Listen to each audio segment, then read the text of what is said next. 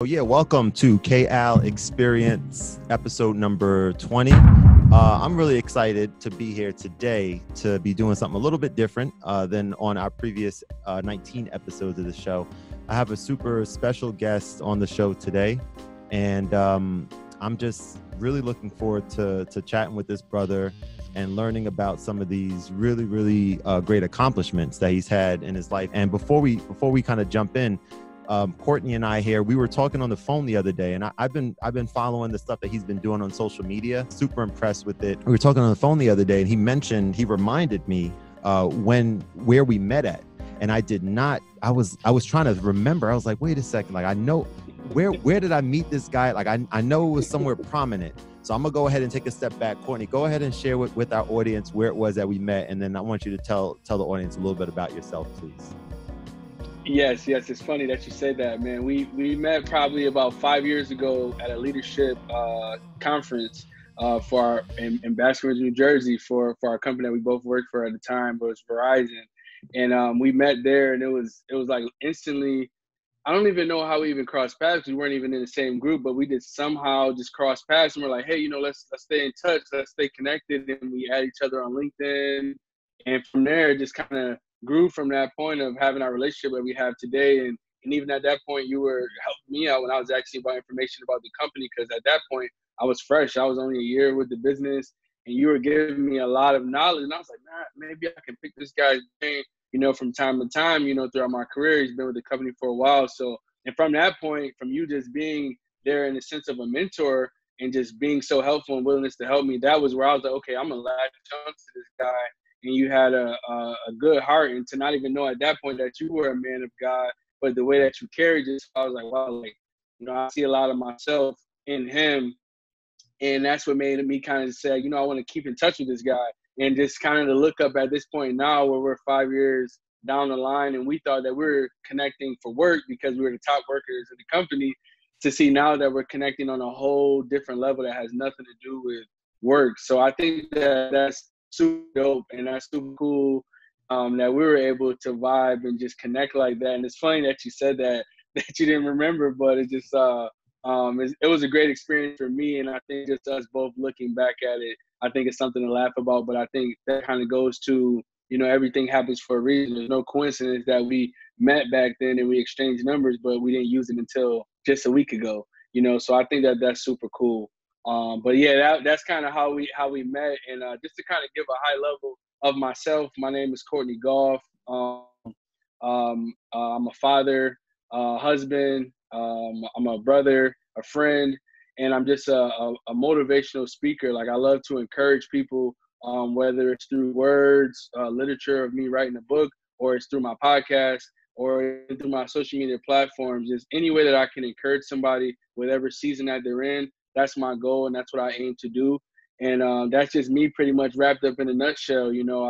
I love sports, and I love God. So those are my main things. Like, I'm a sports guy. I grew up my entire life playing sports. Went to college and played Division I basketball. And so, just always had that mentality to grind and work hard. And I played point guard. So for me, I was always that person that had to be the coach out on the floor. So that was the same thing, mentality that I had in between the lines.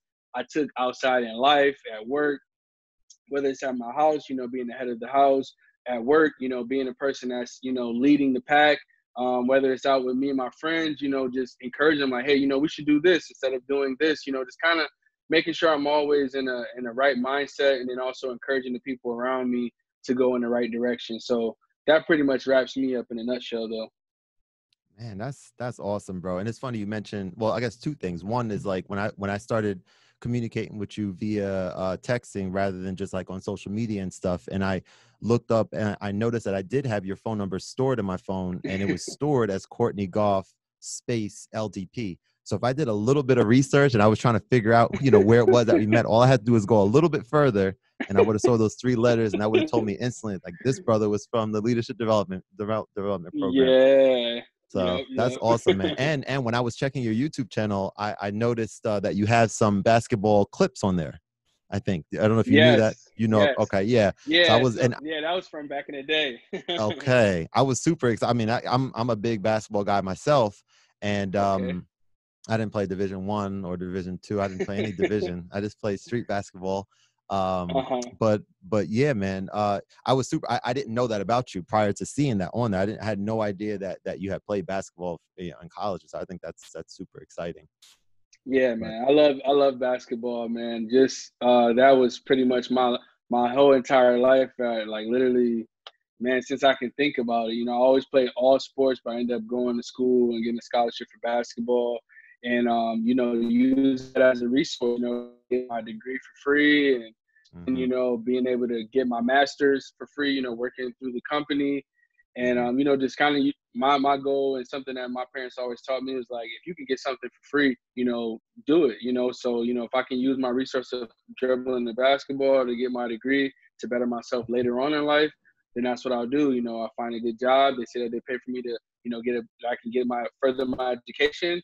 Then I'm gonna go work for that company, and I'm gonna, use everything I can. So when I look back at it, I can say, wow, I don't have any debt. This stuff is all paid for, and hmm I can be thankful. I'm so thankful for God just blessed me with the resource to be able to play basketball, but then also just the opportunities and avenues that He's placed me in, where I can take advantage of those different things to better my life moving forward. That's awesome, man. Yeah, very cool, man. Such a well-spoken guy. I knew it was a good idea having you on as you're the first guest. And I have to hesitate when I say that. My wife Thank technically was the first guest on my show. So that's a bit. I can't make a mistake I with that, take right? I If I take number two. yeah, Yeah, I gotta yeah, make yeah. sure. Okay, I got a wife too, so she right, number right. one. I'm gonna take number two. There you go. Respect We don't want no problems out here, man. that. No problems. That's it. Happy wife, happy life. That's it, man. So all right, so this one I want to jump right into this book. Part of what I'm really excited to talk to you a little bit about, and for our audience to kind of hear about a little bit. I want to read the title of the book, and then I want you to kind of just share a little bit about your experience writing this book, kind of what caused you to drove you to actually write a book. What was sort of that driving factor, and any tidbits or anything Okay. that you can share about your experience. So the book is called and make sure I got this right, Little Brother, spiritual motivation for Christians. And I was checking this out, and I think it's a super exciting and meaningful thing that you did here at such a young age. We talked a little bit about it. I wanted to save some of the phone conversation about it, for this. So I want you to kind of just share a Yep. little bit about that experience, if you can. Yeah, so from my experience of writing a book, one, I'm really grateful that God used me to write this book, because there's a lot of things that happen in my life, and then with those different things that happen, I would catch myself saying, like, why is God making this happen to me? Why is this going on? But now, to fast forward to where I am in my life, where I wrote this book, if those things didn't happen, I would have had nothing to write about. I would have had no way to connect with the reader for them to say, wow, that's happening to me. I can understand. I can relate to what he's writing about. So all thanks definitely to God for that. And I think the book in itself, with the title Little Brother, it came about because I have two older brothers. And I have one brother that's 2 years older than me, and I have another brother that's 7 years older than me. And my two older brothers, we all grew up in the same exact house, our parents been married for over 33 plus years. And they taught so much to us at a young age and throughout our entire lives.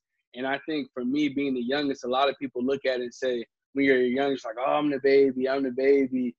But I think I kind of took that and took it from a different perspective and say, you know what, I'm going to learn everything I can learn from my two older brothers and my parents, because they're already ahead of me in life. So if I learn everything that their opportunities were in life, I can be better. And that was the main thing that my parents always said growing up, is that Kourtney's going to be the best out of all of us. Like most time it would be conversation around sports. Because if I'm going against my older brothers in the yard playing basketball and I'm not winning with them because they're older and they're bigger, they're stronger than me. But if I go play the kids that are my age, they don't have a chance. So I think that same exact thing correlates to life. If I learned everything from them when they would run into mishaps or different opportunities in life, they would call me and say, hey, bro, I just went through this situation. I want to tell you what the situation was, where I made a mistake, and then I was there. He wanted me to learn from that, and that's why I appreciate my brother so much, because I learned so much from both of them, but from two different perspectives. My second brother, my middle brother, he essentially was like our older brother, because my oldest brother that was 7 years older than me had cerebral palsy. He had cerebral palsy. So it allowed me to learn from my oldest brother to be grateful for all the things that I have, the different things that I can do in life. But then my middle brother essentially never had the thing that I had, where I'm able to learn from him his mistakes and be better. So he was just kind of learning from my parents. But then I was able to get my brother that has cerebral palsy, learn to be grateful.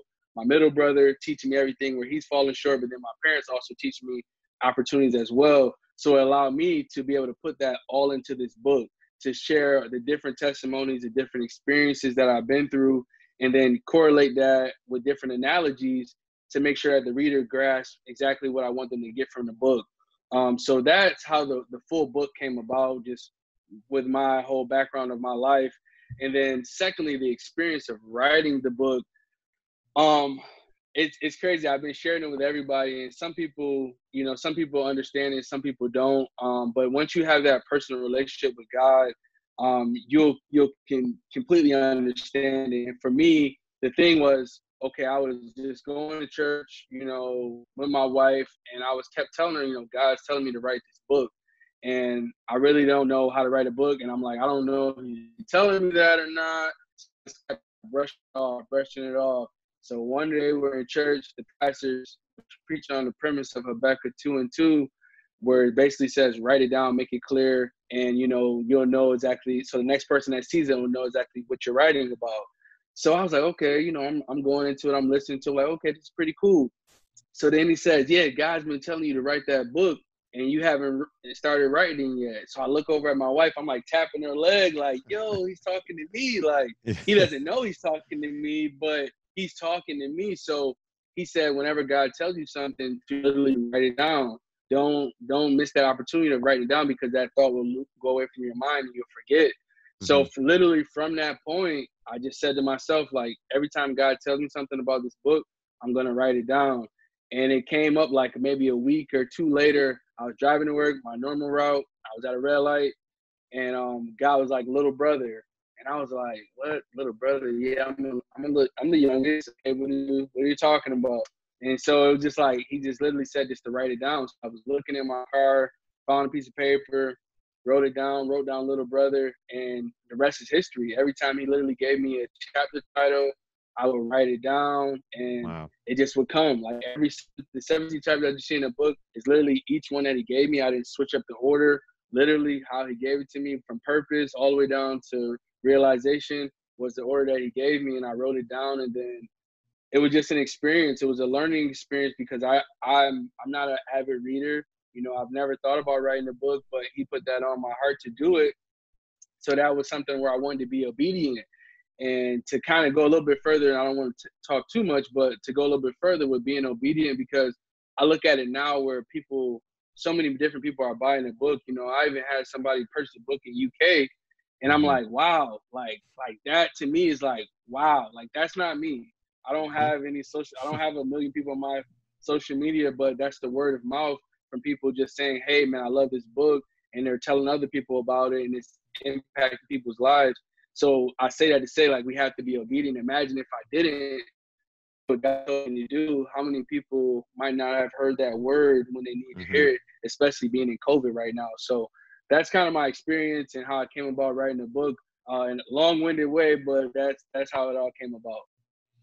Bro, that's awesome. I really love the way you explain that. And I'm realizing about myself that, like, hearing from someone about a recent experience that they had, and specifically an experience that's something that resonates with me, and just learning about the journey, learning about the motivation, and kind of what it took to get you to that point, and then being able to kind of share some of the stuff about reaching people across the globe, like, that is extremely powerful. And you said it, right? You said it's not you. You're doing something, being called to do.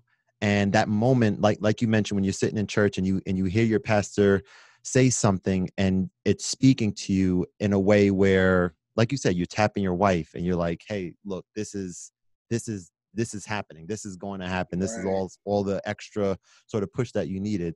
I think that's incredible, man. I'm extremely proud of you, for doing Thank you, that. brother. Absolutely. And I just think that uh, I think that it's a really powerful thing to say that you've accomplished that, and for a cause that is probably, I mean, we can probably agree that's like the most important thing, is leaving that type of positive impact, that type of legacy. For So sure. I want to ask one more question about the book. Like, for anyone out there listening whose, name might be, I don't know, Kevin or Kevin Allen, and he might be interested in writing a book as well. What would be the one advice, like the piece of advice that you would share, if you can, that, like, to get started? And I'm kind of framing the question up in a way where I'm wondering, if I have an idea of writing a book, is it kind of like thinking back to grade school and kind of outlining things like that, or are you kind of like writing it, chapter by chapter, and kind of going with the flow and seeing what next chapter, like, how did that look for you? I think the biggest advice is literally, once you get that idea in your mind, to put it on a piece of paper. I learned that from this entire experience, is that when God literally, he tells me something all throughout the day, he'll give me a chapter and I'll literally write it down like in the notes of my phone. At first I used to write down a piece of paper, but Hmm. then now I've learned to just keep it in the notes in my iPhone. I have literally a section called future books, and I literally, if God gives me a title and it comes to my mind, I could be doing anything. Sometimes I'm like putting my daughter to sleep and I'm like thinking of something in my mind. I'm like, oh, let me grab my phone, and Hmm. I'll write it down. And like, if anybody else looks at the notes in my phone, they'll be like, what is he talking about? It's like a bunch of stuff Hmm. everywhere. But for me, I'll put the title that he gives me, and I'll literally, like you said, going back to, back in the day with school, I'll literally put like 2 or 3 bullets under it. So, for example, when I thought about the chapter with adversity in my book, I wrote adversity, and then I would put, okay, what is something that I can relate to with the reader where I went through adversity? So then I put down my experience that I experienced personally with adversity, with playing basketball and getting injured. Okay, Hmm. that's how I'm going to connect with them in that first bullet. My second bullet, what do I want them to take away from Hmm. going through adversity? How did I get over it? Okay, that's the next one. Then the last bullet, I will put like the why. What do I want you to truly, after me telling you, what do I want you to implement and do after this chapter? So I think that's how it works for me. But I've also I literally will just write down random phrases. Like, if I just have a title and I'll just have those 3 bullets, or I'll just write out whatever it is, the thoughts that relates back to that title. So if Hmm. you're saying, hey, you know what, I'm writing a book about, being a mentor, and you're saying, okay, if maybe that's the title of a chapter, and you're saying, okay, what is a situation in your life that you mentor somebody that you can relate to, that you can speak to give some substance to that story? So you can Hmm. think about, hey, I have the 5th grade kids and I'm mentoring them. You might talk about a quick story. Then Hmm. now you tie into what you want the reader to take away from it, if that Yeah, makes sense. that makes total sense. Yeah, yeah. Being able to tell a story. That's something someone taught me, I think, a while ago, with regards to like presenting or speaking to people, is like, if you're able to tie in the concept or the topic that you're trying to get across, with a real life experience, and be able to talk about it as if, in a vivid way that's kind of engaging, that's going to resonate so much more with people than I guess, the actual thing that you're trying to get across, the Correct. moral, I guess you might call it, of the story. So I think that's really, really cool, bro. Yeah. Yeah, man. So Thanks. I wanted to jump into a couple different type of questions for these last few, before we wrap up. And first question is, these questions I'm really excited to ask you, because I was going through these and I'm saying to myself, like, man, like, if I'm a guest on a podcast, if I'm a guest somewhere, and I was even answering these questions myself. I was talking to my wife this morning. I'm like, what do you think about this? What do you think about that? And so I think these are Uh-huh. pretty cool. And, hopefully Okay. my audience thinks the same. So we're going to start I'm with this. If ready. you have an opportunity to have a billboard with anything that you want on there, what are you going to put on that billboard, and why? Man, that's a good question. I think if I had a billboard and I could put anything on there, um, I would probably say I would probably say at that point, I would probably say everything happens for a reason. And I think that kind of goes back to, for me, I would say when I see that sign, because people might be going through a bad day and they might look up and see that billboard while they're driving to work. Maybe they might have caught a flat tire and they're upset about it. I think if they look at that billboard and they say, you know, everything happens for a reason, I know for me, my foundation always goes back to faith. So when I see things happen, like, I always try to look at the good that's in that situation. Because a lot of times we can look at anything and we can look at it from a pessimistic mindset, or look at it as like, hey, you know what? Yeah, I did get a flat tire going to work today, but you know what? Maybe that stopped me from getting into an accident. You know what? Maybe that stopped something from happening that, you know, or maybe I needed to help do something. Maybe we don't know what it can be, but I think I always just have that mindset of looking at it from a positive mindset to say, you know what? Everything happens for a reason. I'm going to learn whatever is right now in this current moment, and then move forward from that situation, whatever it is. But always just having a positive mindset, because I think that controls everything that goes on around us. If we have a positive mindset and we don't look at it and just say, "Oh my, this is going on." So I think I do a billboard question. I would say that everything happens for a reason. I love that, man. The first thing I thought of when you said that is, and everyone could, have their own answers, and whoever is, watching is listening to it, maybe drop a little comment down there about what you would put there. I wonder about the fact that you have that is something that we know is going to positively impact people, but people, and this says a lot about you, brother, people are not going to know that you did that. They're going to see it and be positively impacted. There's no www.kourtneygoff.com at the bottom. So it's like an agenda. Right. So this to me is kind of like, man, someone is just doing this just to be a positive impact with no ulterior motives, which I think is incredible. So give you a little round of applause on that. That's really good. That's impressive. It's Thanks, so bro. simple and subtle, but it's so effective. So effective. I love that. For sure. So next question is, what's the most important thing that you learned in your life? And what was your life like before learning it? And what was your life like after learning it? Most important thing for me would be my relationship with God, because that literally shifted everything in my life.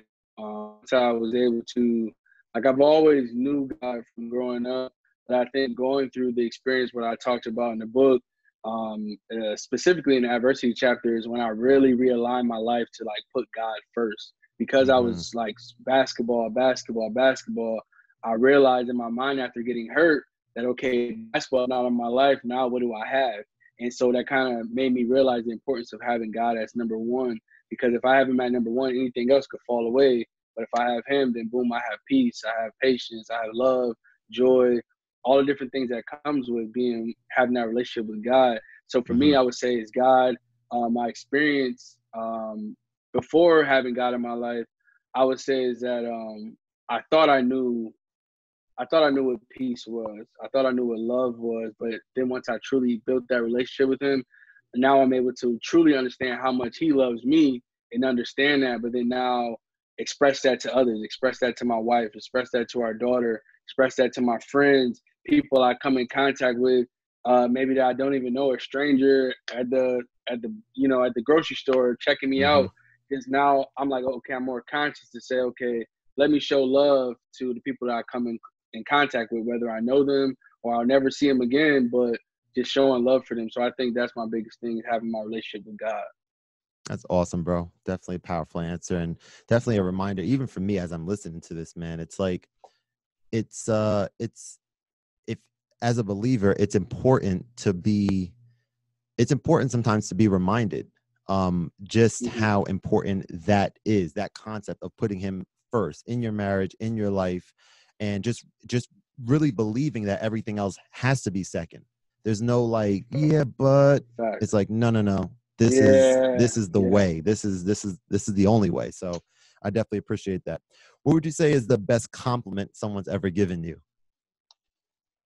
The best compliment I would say is that when people that I love, like my wife, my family, when they tell me that they're proud of me, I think that to me puts me in it puts me in a whole different feeling. Like it gets me into a soft place, like, because I know that these are people, because I'm the youngest.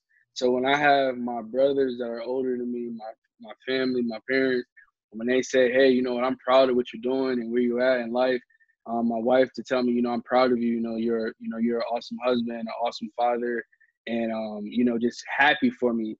And I think that's the biggest compliment that you get from somebody. For me, is just when somebody says, Kourtney, I'm proud of you. So I love that. Powerful, man. Love it. Love it. All right. Another question for you. Dream concert. 5 artists are there, living or dead.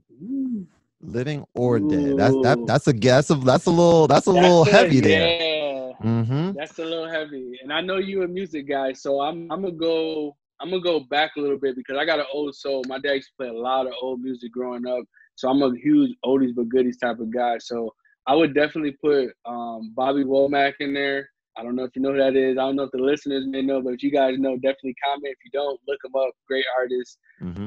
Second person in there I will put is J. Cole. I just think J. Cole is just super dope, conscious rapper, talks about a lot of things going on in the world, and just great vibe music. I would put Drake in there. I would go with like his slow catalog. Some of his turn up music, but not too much of it. But really his slow stuff, I really can vibe to that. I would put in Brandy, and I would do Brandy, but like all her best friend album, like that right there, that was like it. Like when she started collabing with Puff and Mace, on Top of the World, like that was like, Brandy was my girl. Like I love her music, and I still listen to all that stuff to this day. So, and then the last person I would say would be Fred Hammond. I love Fred Hammond. Like I grew up on him, listen to all his music. I got a lot of his albums, and like his music just uplifts me, and it's like upbeat. Like I remember when I was younger and I would listen to gospel music, and like it would be slow, but when I first heard him, I was like, oh, this dude is dope. Like he would have his harmonizing in there, the beat to be upbeat, and it just was able to say the right words to me. So those would be my 5 artists for sure. Like that's a question, but those would be my 5 artists right there. That's awesome. That's a cool. That's like a eclectic, sort of wide ranging yeah, for sure. Group of artists. I love that. Okay, all right. Have you seen any of them in concert? No, I haven't. I haven't seen any of them in concert. I'm not really a big concert person. I went to some when I was younger, and I just there's so many people in one spot, and I like to know what's going on around me. So for me, like I went to a couple before my wife, but it was more chill R&B vibe. But no, I haven't seen any of them in person though. No, but I listen to them a lot though, all the time in the car, shower. I'm jamming out to those 5 people for sure. 9 times out of 10. I'm gonna throw my 5 out there. I don't even know if this is. It just came to me because I was feeling pressure. Like if you asked me, all right, Kev, who are yours? I was like, dang, I don't know if I have 5. But I'm gonna go ahead and say 5 artists. What you got, I would bro? definitely want to see. All right, so that's gonna be Michael Jackson. That's gonna be Mozart. I'm going way back. As a matter of fact, here we go. Bam. Yeah, you going back. About? I'm going way back. I got the Mozart thing here. Oh, you going back? All right, so I'm going Michael Jackson. I'm going Mozart. I'm going Eminem, who's probably my favorite rapper of all time. Oh wow. Who else? Let's see, those 3. Nice. I'm gonna probably do an old school group. I'm gonna do Blue Magic. That's like I grew up listening to them, and I love their music. And dang, who's gonna be my 5th? Probably another hip hop artist. So I say Kanye. He's my favorite artist of all time. But will he put on a great? Yeah, I mean, I'll probably have to put him there. I probably have to put him. Yeah, he got the 808s. Like college dropout. He can definitely do it nice. He could do. Yeah, first 2/3 of his catalog. I want those. Everything after that, you could keep that. Hang on to that. Leave that. As my boy used to say, you could leave that over there. Leave that over there. Yeah. You can have that. Exactly. That's dope. Mm-hmm. Okay, very cool. So, this is a K-Al signature moment that I literally thought of this morning, because this is the first of this type of episode. What we're going to do, I want us Okay. each to look at our camera, and I want us to each Okay. make just the craziest imaginable face that you can possibly make, just for a second. Just for a second. On the All count right. of Just three. let me So know. All right. I'm going to Cool. let you know. All right, so I'm going to count it All down. right. 3, 2, 1. Okay, good. There we go. That's excellent. I love it. I didn't see your face because I was too focused on mine. I think Yes. mine is probably very, like, people will be like why is your face capable of doing that? Like, why is that's not normal to be I able. gave like that.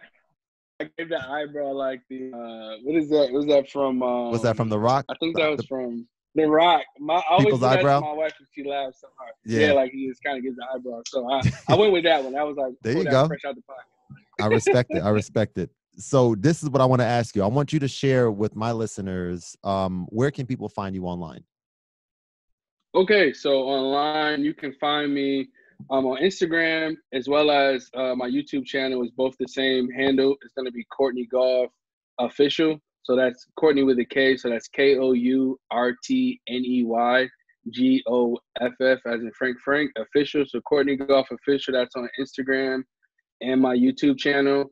And then also on my Facebook page, I have a spiritual motivation page. That's going to be the handle for that one is going to be at spiritual motivation 365. And then I also have a Twitter, and that one is at motivate underscore souls.